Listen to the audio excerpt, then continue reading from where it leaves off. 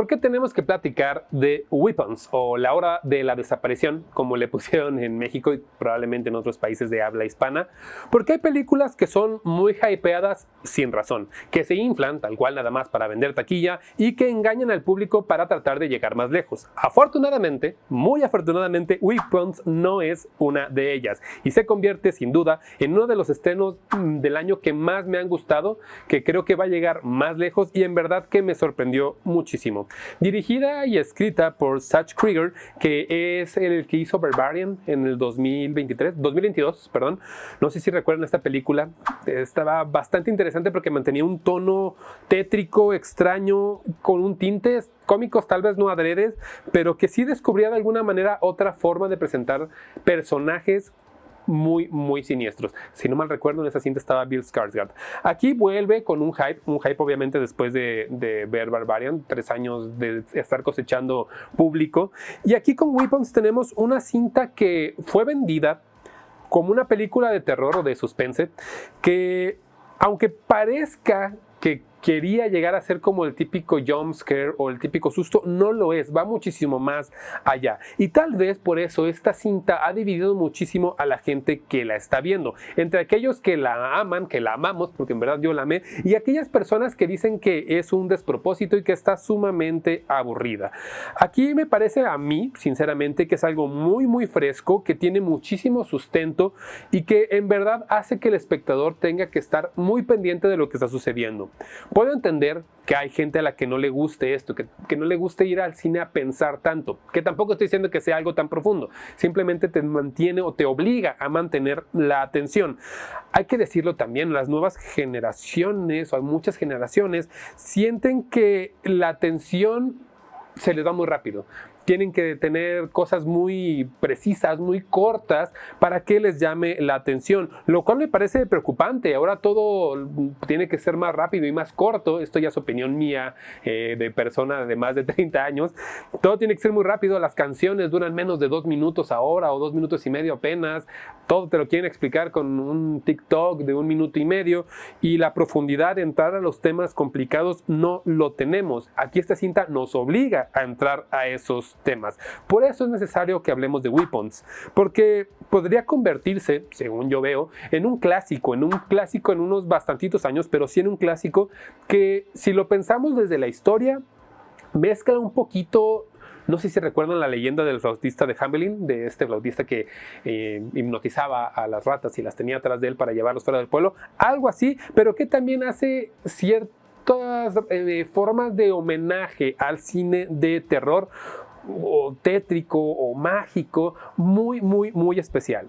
Pero bueno, ¿de qué se trata esta cinta? Pues vamos con la sinopsis. Luego de que un grupo de 17 alumnos desapareciera a mitad de la noche sin dejar rastro, el pueblo en el que todo sucede vive un revuelo mientras las investigaciones avanzan.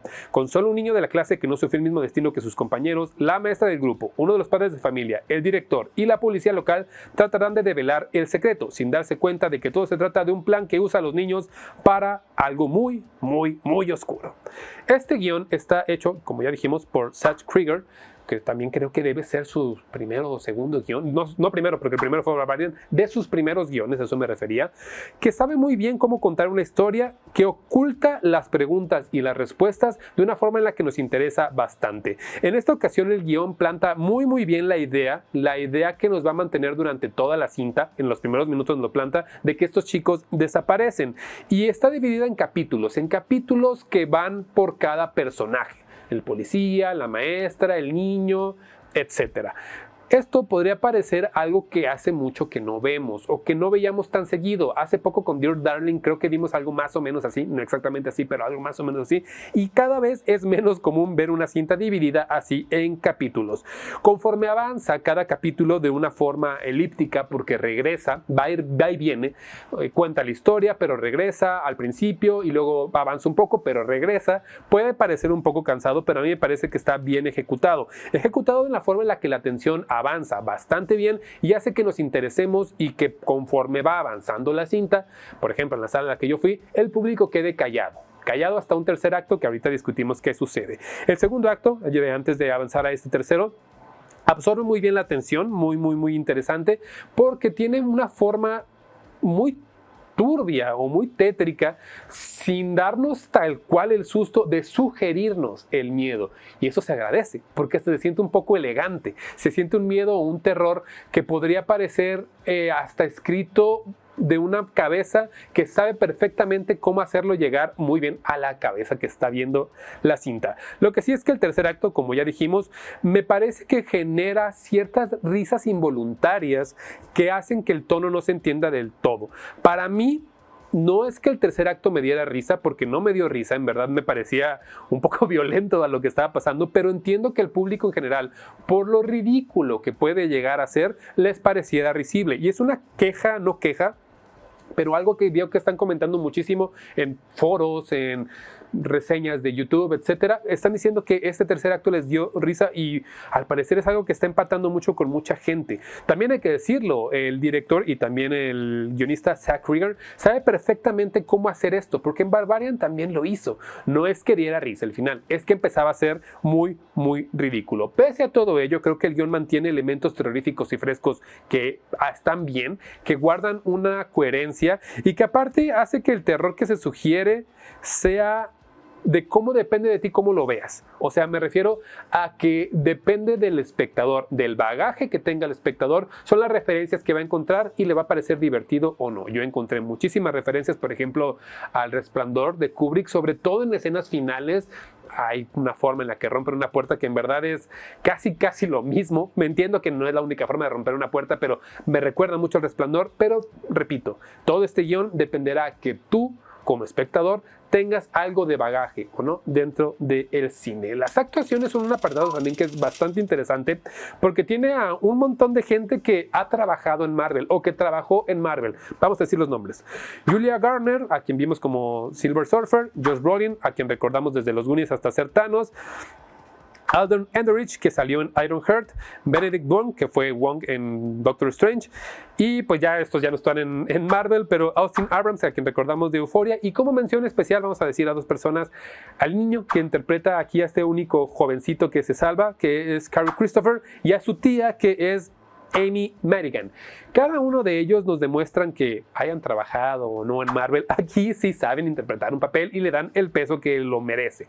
Y estos dos últimos personas que mencioné, estos dos actores, en verdad creo que se llevan la cinta porque es muy profundo lo que presentan en pantalla. Saben encarnar muy bien a sus personajes y hacen que todo lo que vemos en pantalla en verdad sea terrorífico. La forma en la que cada personaje está escrito y cómo es llevado a la pantalla me parece que es de lo mejor que hemos visto, porque hay una química que bien podría parecer un poquito exagerada al final, pero funciona. Y aunque sea exagerado, funciona. Entonces, por favor, si tienen la oportunidad de prestarle atención, sobre todo a las actuaciones, háganlo. La dirección, como ya dijimos, Zach Krieger, recuerda muchísimo a lo que vimos en Barbarian, pero a lo bueno que vimos en Barbarian, a eso que nos llamó la atención. Me refiero a la forma en la que la atención es usada como casi un personaje más dentro de esta película. En Weapons vuelve con esta misma fórmula sugerida, pero con más propuesta, con más valor. No estoy diciendo que en Barbarian no lo tuviera, sino como que ella estaba intentando y aquí ya lo hace muy conscientemente. La forma en la que la cámara es puesta en algunos lugares muy interesantes también hace que la atención se destaque mucho más, porque vuelvo a lo mismo, se sugiere, no tiene ni siquiera que ponerlo en la cara para que entendamos que esto nos tiene que dar un poco de miedo. La fotografía de Larkin Selfie, que él estuvo trabajando en Wolves y también es el fotógrafo de Everything Everywhere All at Once, es una forma clásica de hacer terror, eso me queda muy claro, y que sabe muy bien retratar la oscuridad, que es muy complicado dentro de estas películas y que el 60-70% de la cinta pasa en ese ámbito, en un ámbito muy oscuro. Además, también hay que mencionar que el gore y la violencia estéticamente está retratado de una forma en la que llama también bastante la atención. La música va rápidamente de Ryan y Hayes Holiday. Me parece que es su primer trabajo, según lo que estuve revisando. Creo que está bien, pero lo que hay que mencionar sobre todo es que el soundtrack y el score empatan bien, sobre todo al final con una canción que ponen de MGMT que se mezcla muy bien con el tono final. Creo que es una buena elección de música y una buena elección de canción.